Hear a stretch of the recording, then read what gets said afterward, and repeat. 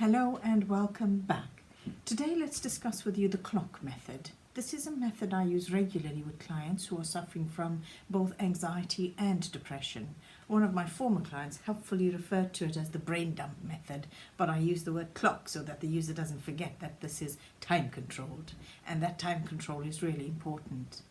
This method requires that you spend a specific amount of time every time you feel low or down in the dumps, sitting by yourself in a quiet space, preferably a space you don't always use or don't usually use. So if you usually sit in front of the TV to relax, don't use it as your clock method space. Find a corner of the house where you don't usually go to, so you quickly start to associate that place with this method. And make sure you will not be disturbed while you're trying out this method. If something or someone interrupts you, start again once the interruption has gone, or it won't be effective. Usually the time period I start with is 30 minutes because that's about enough time.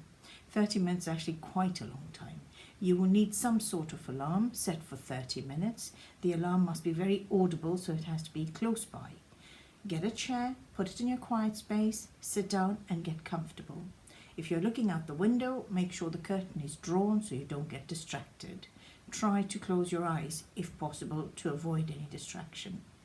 During this 30 minutes, you are allowed to think of every negative thing you want to. If you are angry because someone cut you up on the drive to work that morning, be angry. If you are peeved because your project at work isn't going too well, be peeved. If you feel the urge to think badly about someone, then do so. Think every horrible, angry thought you want to. If you want to rail against the gods, do so. If you feel no one is supporting you, think about it, be angry about it. Remember that you are not saying any of these things out loud, but you are thinking them. This is not a verbal exercise. At the end of that 30 minutes, when the alarm goes off, you have to get up from that chair you are sitting in, go off and do something different, completely different, and something nice, such as making yourself a cup of tea, taking a walk outside, doing some shopping if you have to, or if you need to. If you have a dog, take it for a walk. The car needs washing. Even that's a suitable, nice thing to do. It must be a positive thing, something that gives you a sense of joyfulness or happiness. So if you're not happy washing the car, don't do it. The next day, if you are still feeling the same way, repeat the exercise, but this time for 25 minutes. Every time you repeat this exercise, you take off 5 minutes.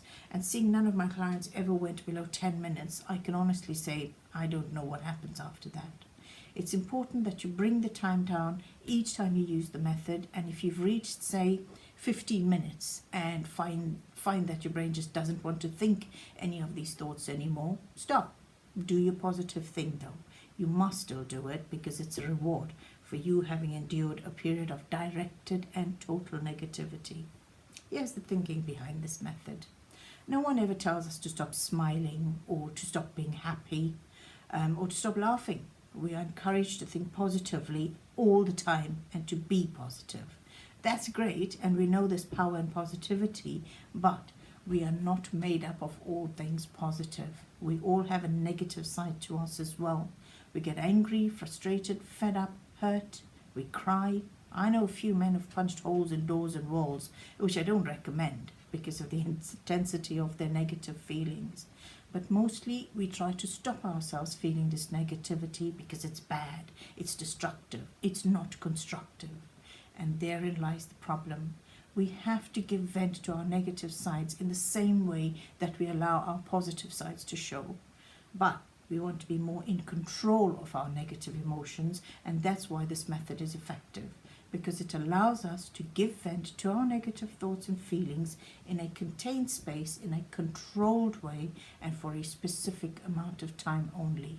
This is also why the time decreases by 5 minutes every time. The thinking here is once we start using this method, we start to feel relief quite quickly, and thus the time needed to vent negativity becomes shorter and shorter.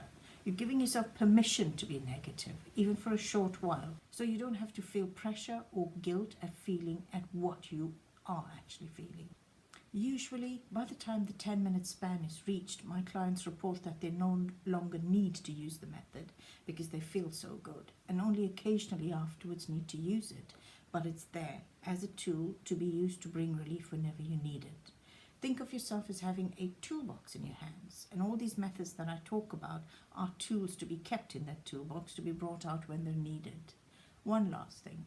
The reason I tack a positive act onto the end of this method is so that you do something completely different and opposite to what you have just done, as proof that you can do something nice and that you can give yourself a reward for having constructively vented and not being destructive about anything. That small positive act actually far outweighs the preceding negativity, so don't miss out on it at all. If you're going to use this method, use the whole thing and let me know how you're getting on. Thanks for watching. Please like and subscribe, share if you can, and I'll see you at the next posting. Until next time, have a good day. Bye.